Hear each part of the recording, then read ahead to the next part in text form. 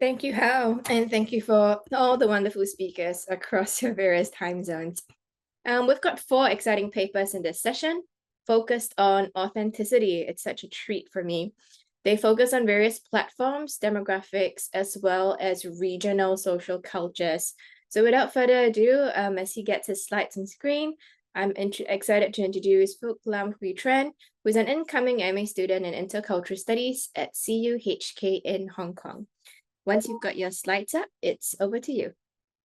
Okay, all right. So I'll continue. Thank you for all of you to being here today. I've been watching all of the presentations. It excites me that a lot of the findings and results resonates very well with my research. So my research is actually entitled "No Flowers for Highland Girls: Ethnic Minorities Women as TikTok Influencers in the Vietnam's Highlands." So I'm going to be presenting today, but it's also it's a paper that we co-author with some of the colleagues, including Nguyễn Song Nhi, Trần Hoài, and Miles Lynch. And it's also part of a broader research project funded by the British economy, where we examine different tourism strategies and also changing cultural narratives in the Highlands, including offline and online. So this is more of the online part of it. So yeah, without further ado, I would dive into some of the findings that I've had so far. So let's just give you guys a little bit of background about Vietnam and also about the issues. So Vietnam is a country of 53 ethnic minorities and 1 ethnic majority, which is called the King. So in the northern highlands of Vietnam, it's actually that the marginalizations of ethnic minorities in all of the state-led social transformation projects, coupled with the increasing convergence into the market economies, is actually altering the gender roles and reconfiguring the social cultural landscapes. And I think that it's evidence that we can see these kind of phenomenal in many other Southeast Asian countries, whereby one ethnic majorities is influencing the Highlands ethnic minorities. So in this case, more ethnic minorities women is actually moved from the conventional role of income managers to actually become a key earners by seeking alternative female-centric livelihood strategies. And it's a way for them to adapt to the degrading agriculture in the regions. So they earn from being trekking guides. We paid multiple visits to Sapa, Mù Cang Chải, like very famous tourism destinations. So a lot of the women are playing a role of trekking guides. They also produce textiles. They also are herb traders. But especially in this case, they are actually more and more of them are actually becoming TikTok influencers. So this is the case that we're going to examine today. So in a little bit of background is that in both Vietnam Common Discourse and also the everyday inter-ethnic interactions, ethnic minorities are culturally homogenized. On one extreme, they are characterized as backward, poor, and superstitious or ignorant. On another extreme, they are seen as traditional and culturally vibrant. So it's very binary, homogenized landscape when we're looking at how it is depicted in the common discourses. And this is date back to a long time ago, actually. So during the wartime, which is like the second Indochina War, first encounters between the kingmen as soldiers and the Northwest ethnic minorities women spark sometimes a kind of gendered allure and other times an inscrutable feelings. So capturing such sentiments, one famous war poetry, West Advancement, or in Vietnamese, Tây Tiến, have pictured the Northwest as below. So it's said that the parrots brightened up for a bridal gala. Lo and behold, she was already dressed. Coy she was the panpipe, played a man tune. Toward vengeance, the music inspired poetry. So actually, like these interactions, the initial interactions between the lowland man and highland ethnic minorities women is very romanticized. This image actually lived to the present in the eyes of Vietnamese mass Northwest ethnic minorities women are romanticized as authentic, innocent, or like a simple objects. So in fact, these binary characterizations I find evidence as very widely evidence in the Southeast Asian national media scapes. So what are some of the responses? So these are some of the research on the ground, more on the anthropology or ethnographic studies, which have shown that these women would respond to these dominant cultural politics and social forces by practicing everyday politics. They flexibly embrace, adjust, conform to, contest, and these dominant norms in a rarely organized or direct manner. At the same time, they internalize some of these common discourses as part of their identity. So why the incremental globalizations is creating a lot of new conceptions of subjectivity for a woman in Southeast Asia. I think it's interplay, like the interplay between globalizations with the complex inter-ethnic gendered relationships are under studies. On the other hand, I find that as this ethnographies focus on Vietnam Northwest African women, it actually put them in the intersections between gender and ethnicity. And TikTok is a very trending social platform. It's offering novel modes of representations or like more self-representations. On one hand, studies have shown that digital storytellings document their heritage, negotiate their identities, and defense their dominant cultural narratives. It's a kind of a platform for self-expression and mobilizations against the gender discrimination. But on the other hand, studies have also shown that the commodifications or like the commercialization aspect of TikTok might require influencers to undermine the subtleties and the complexities of cultural identities. So that's something that we don't know. So that's why we do some studies here. So we asked of the very basic questions. How would Northwest ethnic minorities women commodify themselves, their image?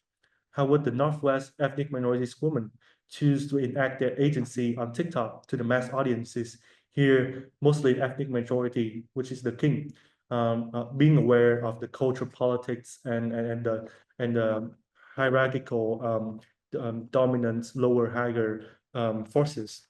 Would the inter-ethnic cross-gender communications on TikTok reinforce, reproduce, or diverge the mainstream cultural images?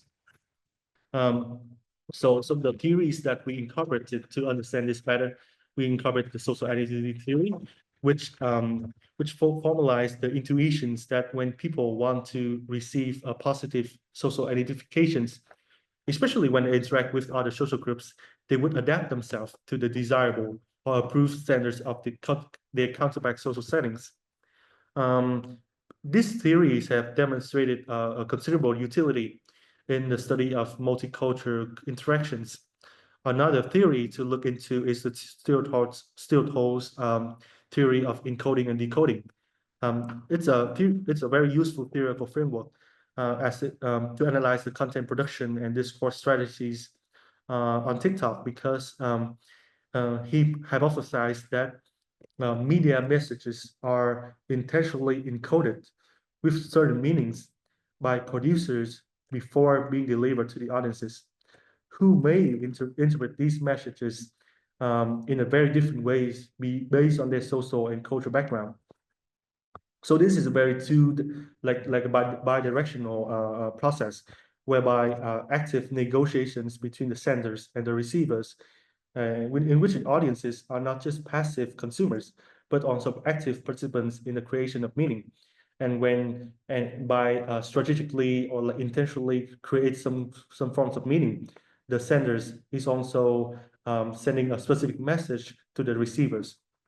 So regarding methodology, we incorporate an interpretive paradigm, focusing on understanding multi-layered meaning of self-representation strategies on TikTok. We follow a 6-step ethnography method of coordinates, and we from keyword search and also social media algorithm, we purposefully sampled 40 channels of the Hmong, the Dao, the Thai, and the Gaulan ethnic women that met the following criteria. So some of the criteria is that TikTok accounts need to be owned by the Northwest ethnic minorities women. They need to have more than 1,000 followers and at least 20 different videos. And especially because we're focusing on the intentions, very intentions, commodifications process. These channels need to have some commercializations to some extent by selling their products online or promoting for their home sales or promoting for some kind of the service. So after viewing each in-channel's video, we selected 87 gender-focused videos, and we use visual verbal video analysis to analyze these videos. So here are some of the emerging themes from all of the e-videos, and I try to categorize it by activities, culture, woman images, relationship, and time and space. They perform and show and demonstrate multiple different activities, focusing on agriculture, household chores. Since they are women, most of them focusing on household chores and their relationships with husband and wife. Beauty, health care, economic activities, different kind of cultures. And especially they also, in the way that they depict themselves, they repetitively focusing on different dimensions of time and space also. So they, a lot of them mentions about highland and lowland, like as a comparisons, as a way to communicate and bridge the differences between the highland and the lowland. They also mention a lot about modern and traditions, intergenerations, aspirations, cultural preservations, and changing lives. So here are some of the aspects that they are focusing on thematically. So these, and actually these, some of the results here are that we can see that a very complex and nuanced self-representation process where intersectional identities of female ethnic minorities encounter the national cultural politics. So these TikTok influencers perform, I would say, 4 main representation strategies: conforming, countering, bridging, and exoticizing. So I'm going to focus on elaborating each strategies. The first strategy is conforming. Here I give an example in one of the channel number 2021, whereby the influencers focusing on depicting one of the phenomenal that's very widely widely known in the Highlands, which are early marriage. So she actually complains that becoming a bride at the age of 14 and 15 comes with burdens, hardships, and tearful sorrow. What we gain are a husband, children, and more exhausting responsibilities.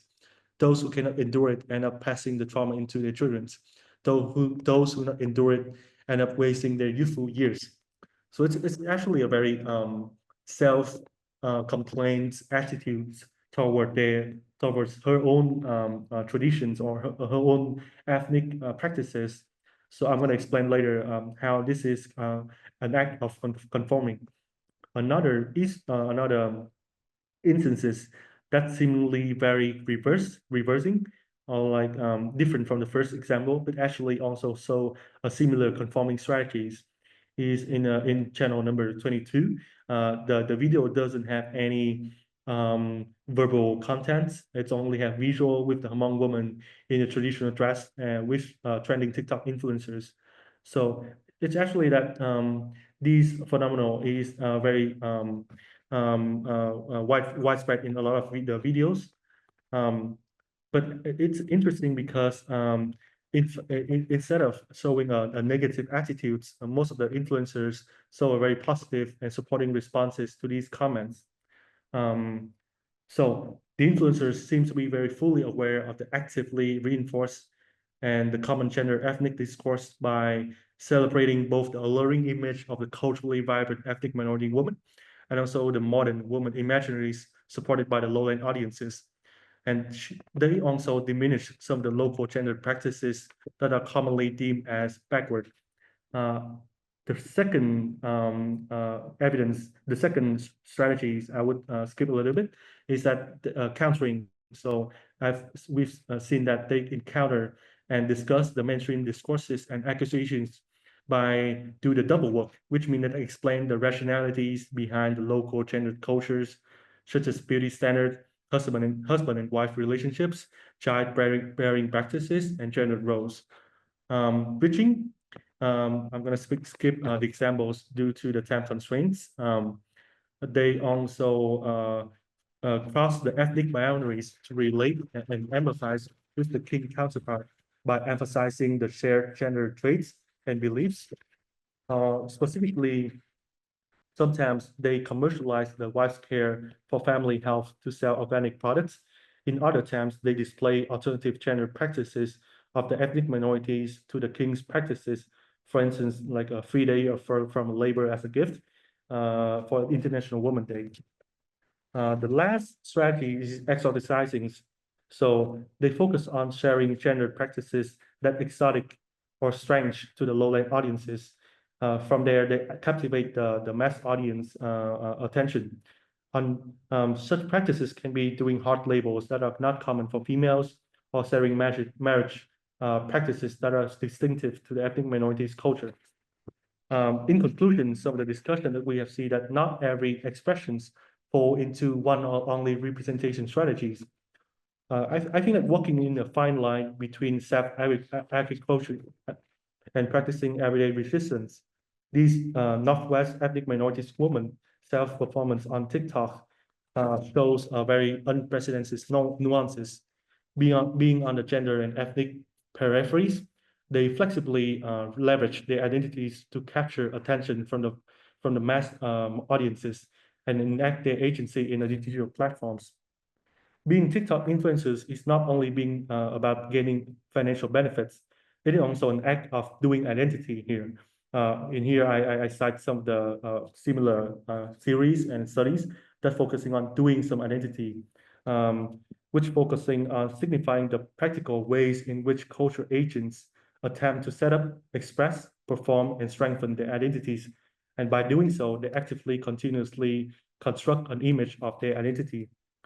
And lastly, this ethnography also demonstrates an alternative gender practices from the common discourse by looking at its intersections with ethnicity.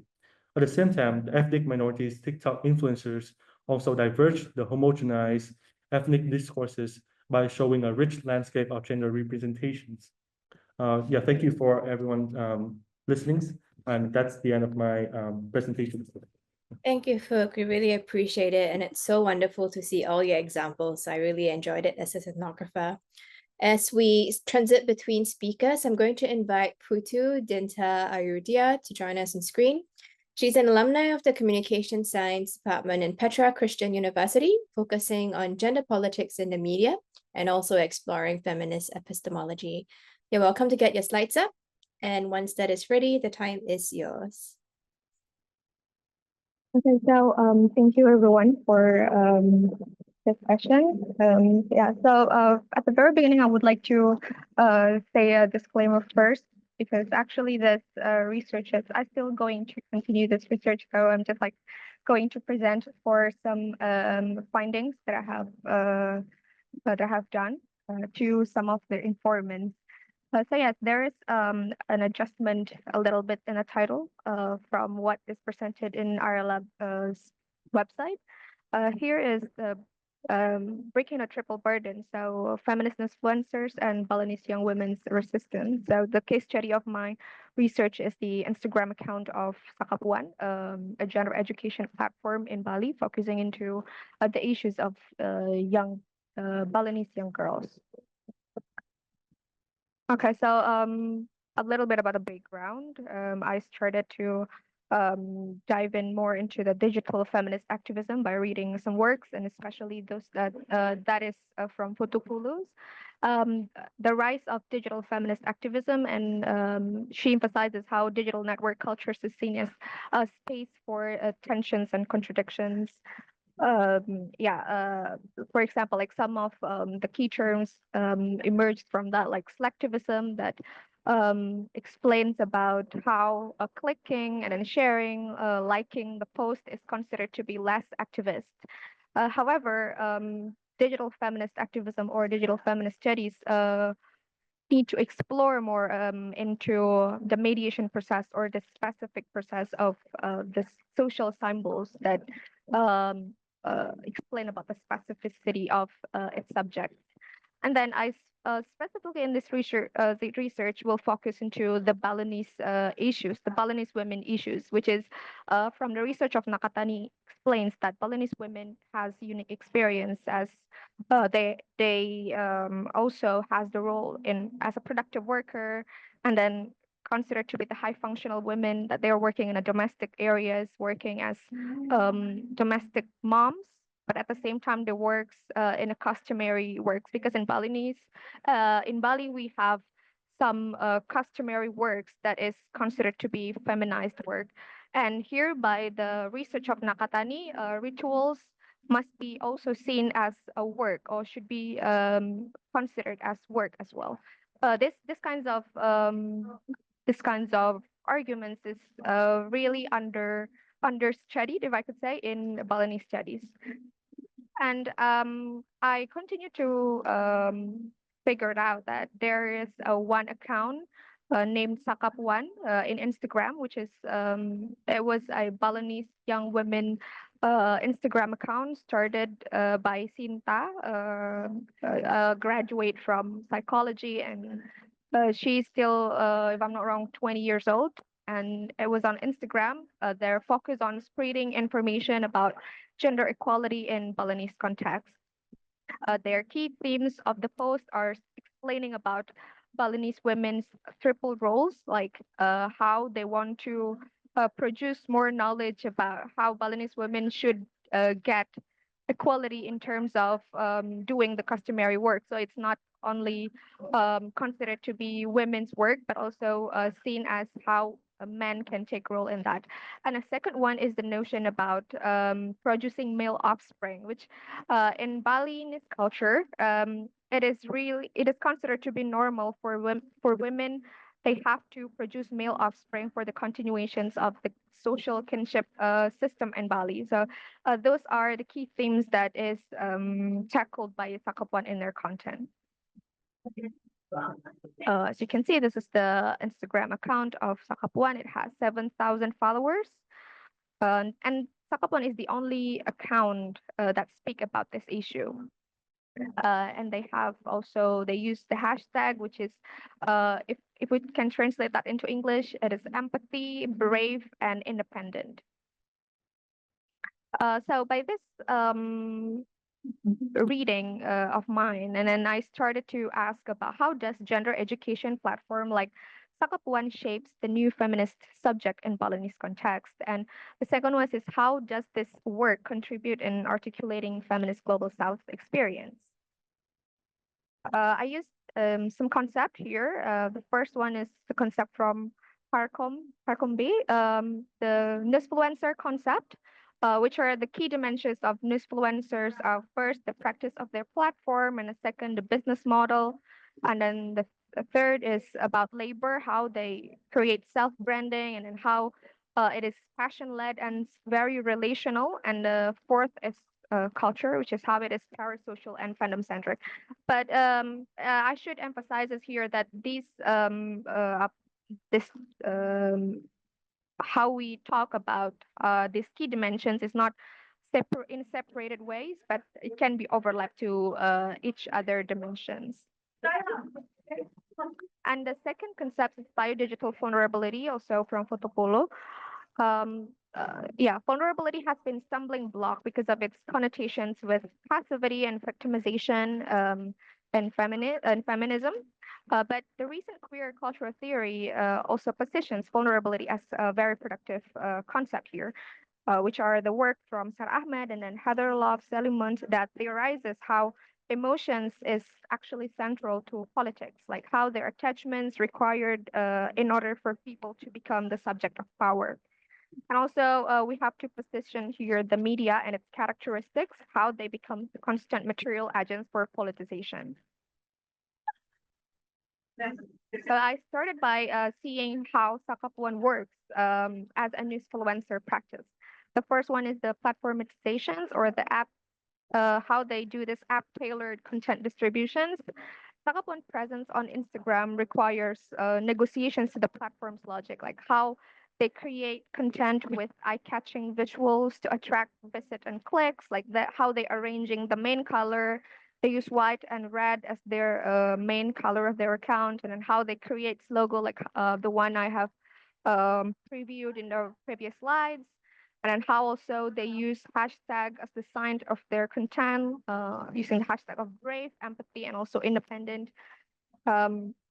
This is also explained by our interview with my interview with Sintas, the founder of this account.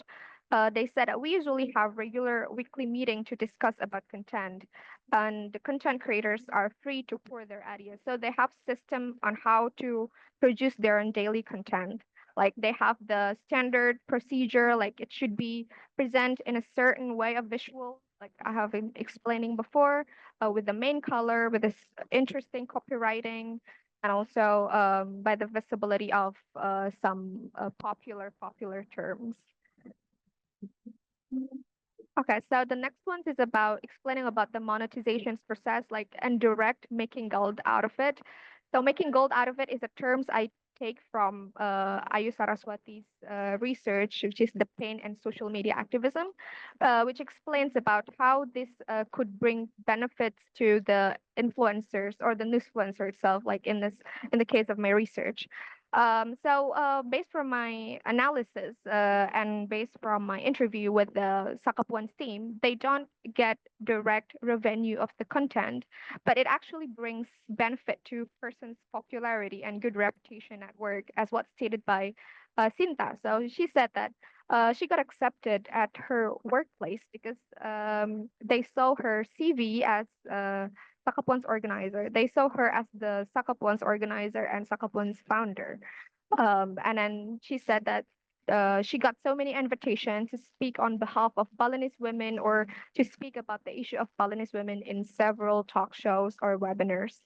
And also it explains about how it actually categorized as the insecure type of business model because of the process of Sakapuan organizing process.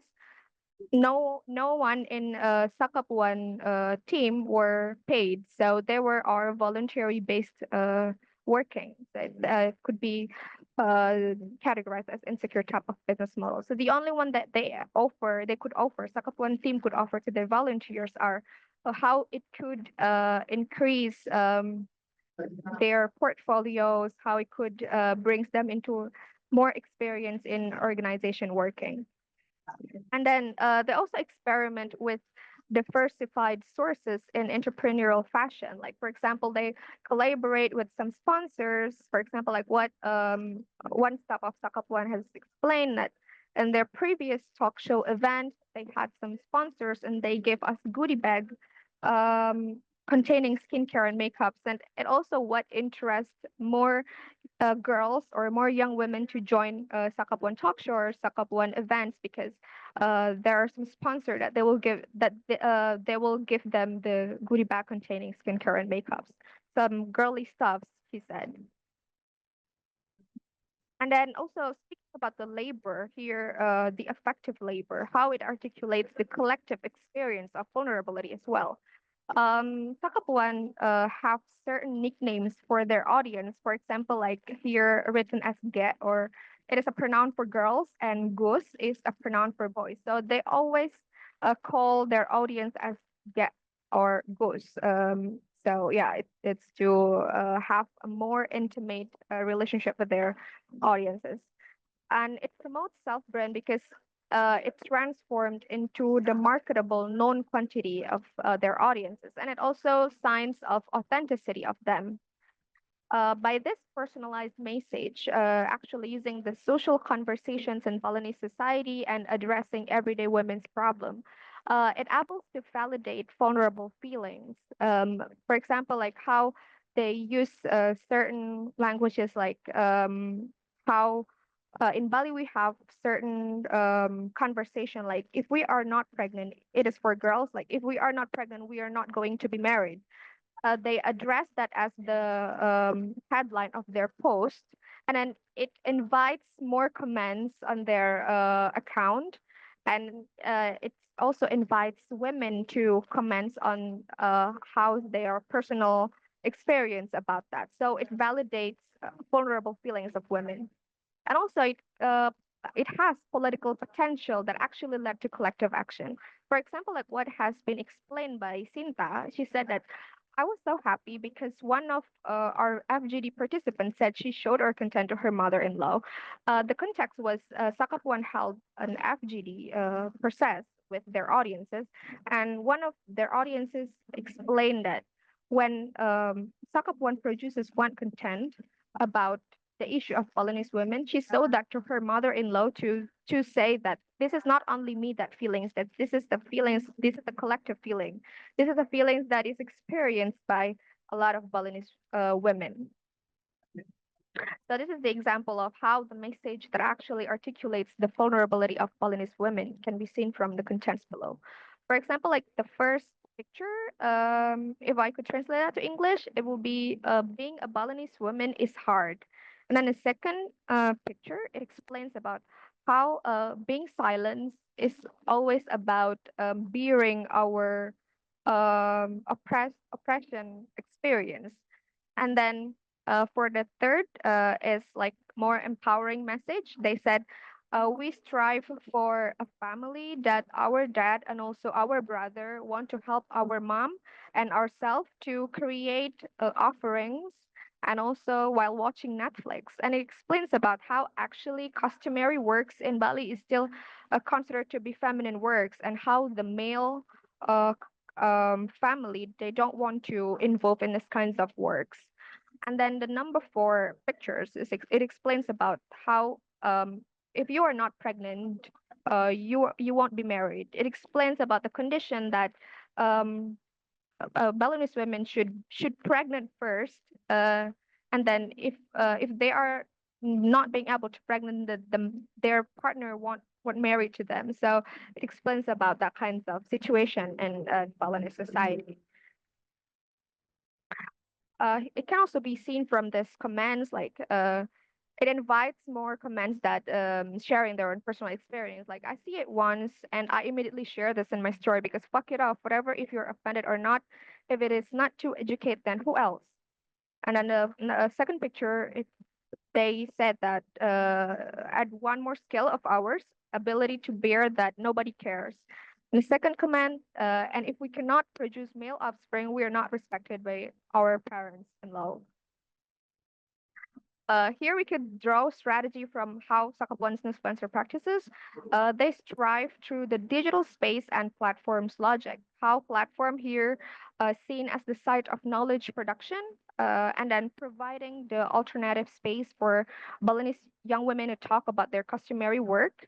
And then the third one, avoiding the non-confrontative language.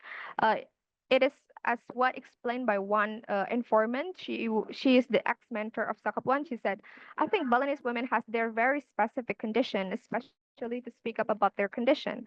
So if it is not through having march, using confrontative and brave words, they are not interested in that. I talked to my feminist activist college before that Balinese women would always want to engage in activism, but through softer way, by a group of friendship, for example.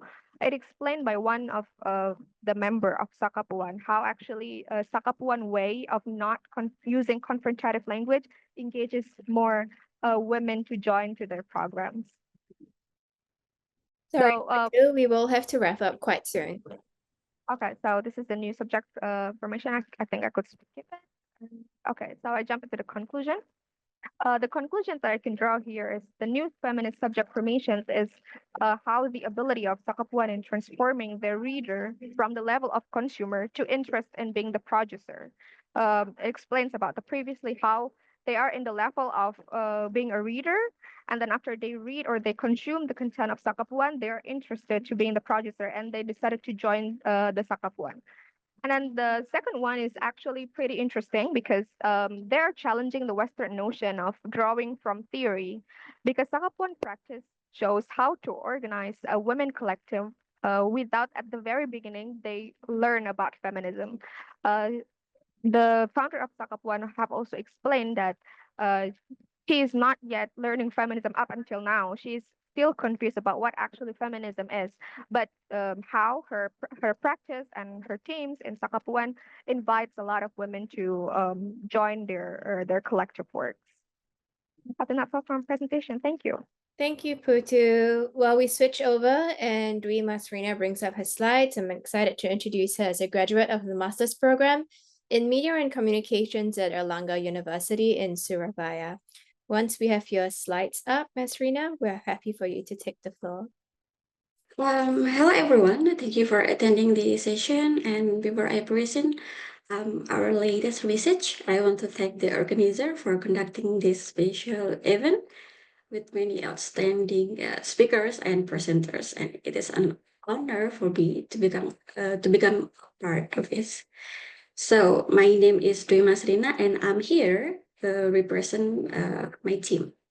So today I want to present our latest research, and the title is Negotiating Gender Discourse in Popular Culture, a case study of Enthu influencer in Indonesia. So yeah, before we talk about what is Thai BL media, we should take a closer look in yaoi. So yaoi is a term used in Japan to refer to fictional media that depict desire and romance between men, boy, ex-boy, or BXB, and it is created by female authors for female audience specifically. And then in 2014, it is adapted in Thailand, and its entertainment industry started to produce the BL media based on the research of the Baudinet. So the BL is depict the romantic relationship, and it is usually show the content that compare to top bottom roles in male homosexual partnership. So in the relationship, there is the one who have a more masculine and dominant feature, and the other ones have the more feminine and submissive feature, something like that. And you know that these characteristics are inherently tied to heteronormativity, and it reflected a rigid gender roles with romantic relationships. So, like I mentioned before, the Thai boys love media, it's adopt three things, yeah, based on the heteronormativity. So there's a precise distribution of gender position between PL couple, masculine dominant and feminine submissive, and there's a division of labor according to gender. So the feminine one, it's more nurturing, but the masculine one, it's so more productive activities in public. And they usually use the term husband and wife or mother and father, but it's misgendering, but it's truly acceptable, and it's kind of normalized in this Thai BL media. It is actually it has the potential to be more fluid. So yeah, and in this Thai BL fandom, they have the aspect culture. It is a shipping. It is the act of pairing characters or star from existing media content, then reimagining the romantic relationship among them, the XP. And in Indonesia, particularly in social media X, so there are numerous fan communities have emerged to support BL couple.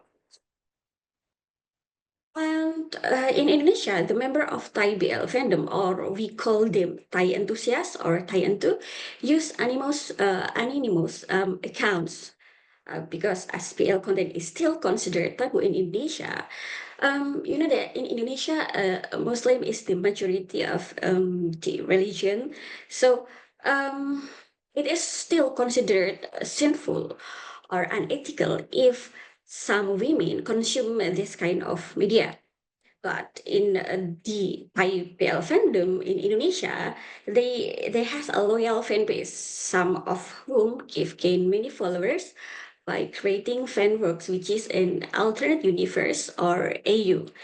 And AU is the type of fan fiction which narrates a story with same characters like the original story in the Thai PL media, but with different story from its original. And it's also come in different media from like Twitter or X and Instagram or WhatsApp. So it's more engaging and more the author can more actively engage with their follower. And this creation, the AU, became a space for negotiation and resistance, especially around gender roles. So to explore this negotiation and resistance, we conduct a case study. We interviewed 6 AU producer which have more than 10,000 followers, and that's why they become the Thai influencer. They actively engage in Thai fandoms, and they actively produce AU regularly. So in this research, we found some interesting finding. The first was about the relationship between Thai influencer and their followers. So Thai influencer don't see their followers as their fans, not as fans, but rather as the AU readers and fellow members of the fandom who share the same interests and their likeliness of the PXP. The second one was the Thai influencer are fully aware that they have a large follower base, so they tend to be careful with their words because they aware that if they have opinion, it will impact the thought of their followers. And the third one, the Thai influencers maintain relationship with their followers by interacting with them through X features like space and then direct message or like or replay the followers message. And the second was about the negotiation and the resistance in the AU because it is become the area of negotiation and resistance. The first one was about the social culture norms.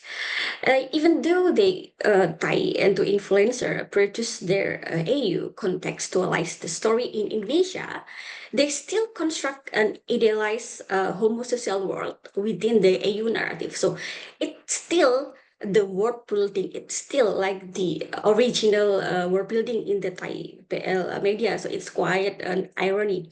And the second was about the PL media representation of gender roles. So I am to portray PL couples in more equal manner. So it's not, they're not distinct it rigidly like this one is masculine and this one is feminine. They do not assign the kind of binary. Instead, both characters in the couple tend to exhibit a blend of masculine and feminine traits. So it's more blending. They can be both submissive and dominant. And yeah, it's different from the original context. So the next one was about how the Thai media influencer in Indonesia portrayed women in their story.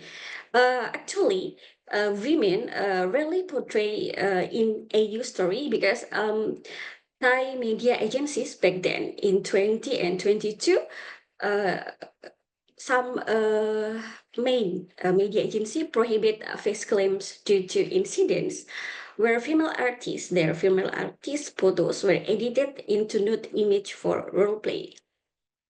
And the next, because they are aware that women are often portrayed only as villain or just character that merely fill the story. So the Thai or the AU authors, they didn't include the woman if the woman didn't have the significant didn't have the significant amount to adding to the story. The third is because some of the followers they reject the IO readers because they fear the female characters will only be used as villain in the story. So the followers and the IU authors actually have the same opinion about women in the AU story. And the term of the negotiation and resistance, IU authors have the authority to create their own stories with more gender equality. So they have this power and the authority. But actually, it requires much more effort, such as self-reflection and research, and to challenge the dominant romantic relationship narrative. So it's very hard to run from the heteronormativity. So yeah, for the conclusion, so culture texts such as AU or alternate universe stories are used as tool for negotiating gender within fandom, especially Thai BL fandom in Indonesia. However, this effort still cannot fully escape heteronormativity. Yeah, so I think that's all I can present. Thank you. Thank you so much, MASRINA. As a person who watches a lot of drama online, I really enjoyed your presentation. So I'd like to introduce Praba VELAYUDHAM on screen. As you come on board and share your slides, I'll introduce you as an arts management student from LaSalle with a background in theatre, writing, and creative production. Praba, if you're there, could you please come on screen with us, please? Yep, thank you for the time today. So I'm Praba, and this paper was co-authored with my professor, Dr. Padjadjaran. So the title of our presentation today is Drag Queen Influencers and the Simulacra, the Necropolitics of Gender and Geography. Sorry, also I have like a sore throat, so I'm sorry if I pause to clear my throat. But this paper argues that digital representations of drag queen influencers in Southeast Asia, focusing on Singapore specifically, constitute a radical dismantling of gender and national borders through what John Baudrillard calls simulacra, and a shil-based necropolitics. By embodying digitally mediated drag identities, these influencers not only resist state-sanctioned heteronormity, but also construct effective post-human bodies that refuse the taxonomies of genetics and the colonial legacies of borders. So we'll be tracing drag from its origins as an act of parody and performance to its necropolitical agency that disrupts borders, both bodily and geopolitical, in the digital sphere. Singapore provides the critical context for this analysis. It's a young, hyper-modern city that's shaped by a pragmatic state ideology. And our political rhetoric is heavily influenced by traditional family values that are rooted in heteronormativity. So as outlined by former Prime Minister Lee Hsien Loong's parliamentary defense of Section 377A, which is a men now repealed, the state has historically enshrined heterosexual family as the foundation of society. Under this illiberal pragmatism, queerness is minimally acknowledged in mainstream culture and discourse. However, the same pragmatism has enabled an advanced technological infrastructure, universal internet access, as well as a globalized citizen body, which are conditions that have incubated forms of counter-politics, especially among queer digital influencers. So our argument draws from a discourse analysis of drag queen influencers in Singapore, specifically Dinda Ms. Joachim, who is a Singaporean drag queen who uses platforms like Instagram and YouTube to craft an intimate, unique, hyperreal persona. Having competed on the second season of Drag Race Thailand, she's the first Malay Muslim who represented Singapore in this show, and has also been described as one of Singapore's most famous drag queens. Akin to what Crystal Abidin calls micro-celebrities, Dinda's digital presence is not merely an online extension of her live drag performances, but it takes on a separate form catering to its niche audience. So Baudrillard, in his conception of hyperreality and simulacra, argues that in a postmodern media culture that drag exists in, the simulation of images in a digital sphere, which is one that influencers inevitably subsist, replaces the reality. This simulacra likewise provides the hyperreal framework for mediated drag spaces, in which gendered identities are typically deconstructed and disavowed. Drag queen influencer culture therefore functions as a rhizomatic zone where drag performances and its subversive roots are questioned. Conversely, the digital representations of this performative creativity has detached it from its subversive roots, transforming it into a trans-aestheticized version of a trend that is meant for neoliberal mass consumption. Through an assemblage of curated visuality, intimate audience communication, and strategic self-branding, digital drag queen influencers like Dinda embody Baudrillard's final stage of simulacrum, in which the persona that exists is completely separate from any depictions of reality, instead creating a new hyperreality altogether.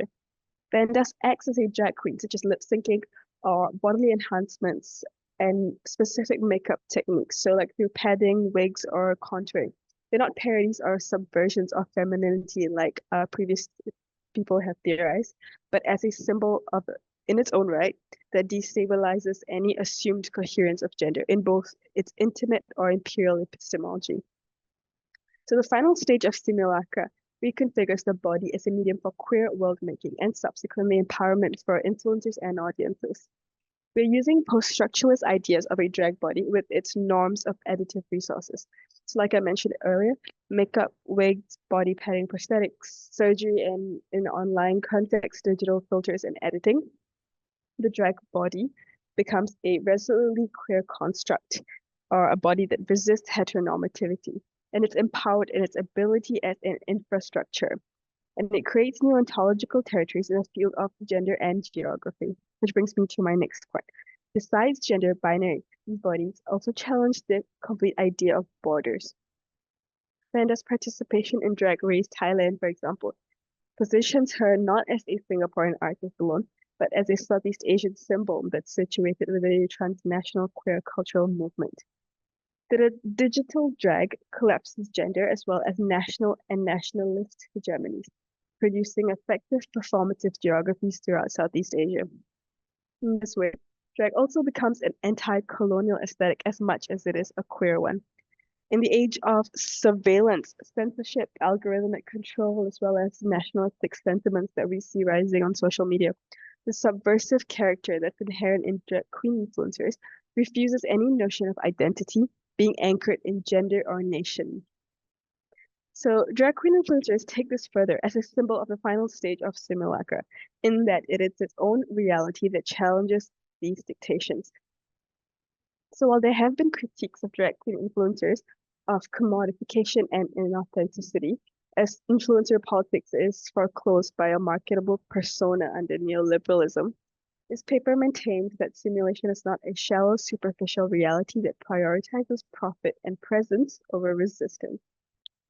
Rather, digital drag is its own hyperreal symbol.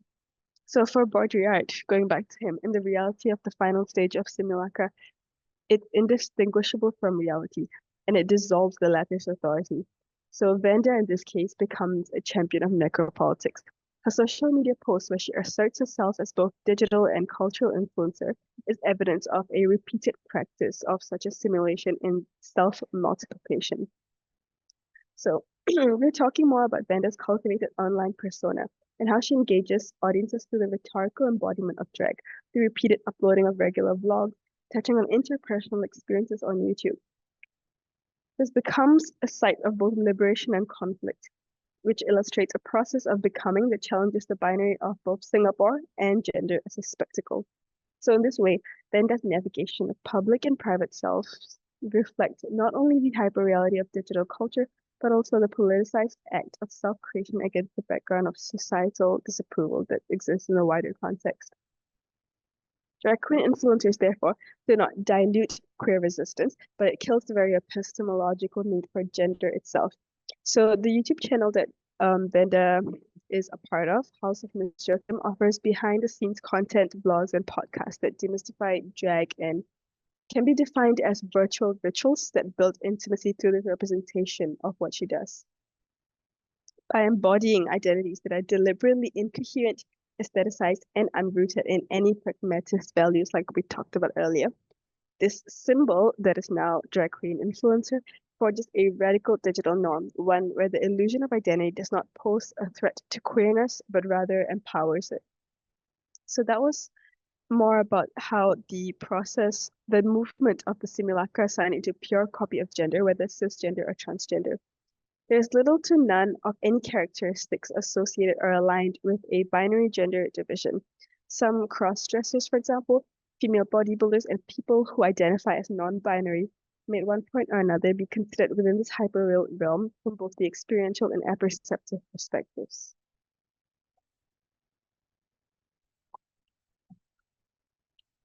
The moment of hyperreality is one in which the copy is, again, imbued with an apparent and truthful wholeness.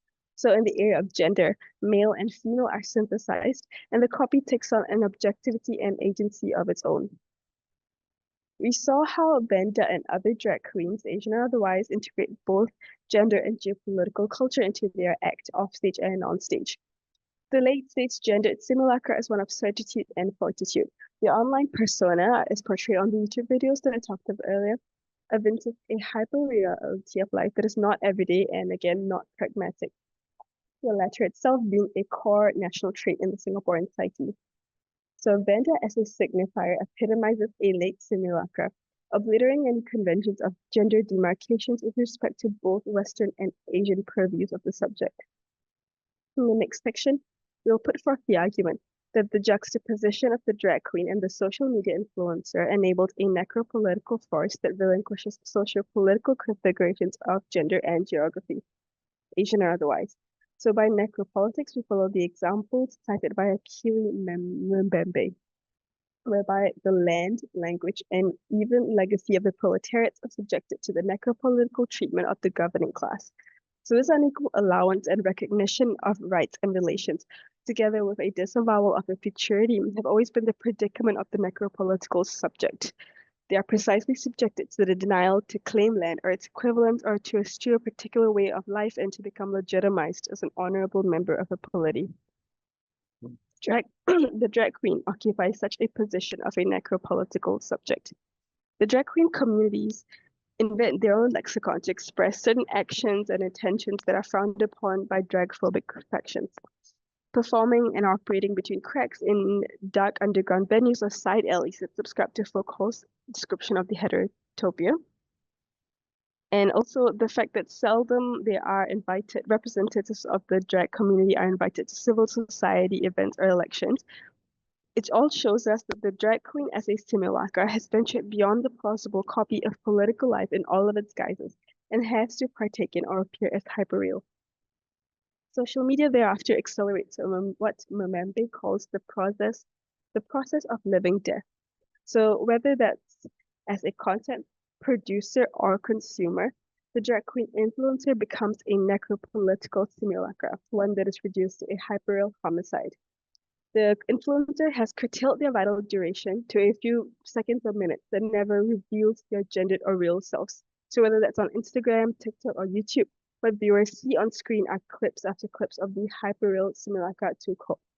So gender, language, and even class, all of those notions are glossed over, and what the drag queen influencer presents, or what it's presented to social media consumers, is the transcendental copy of everything else that they are not.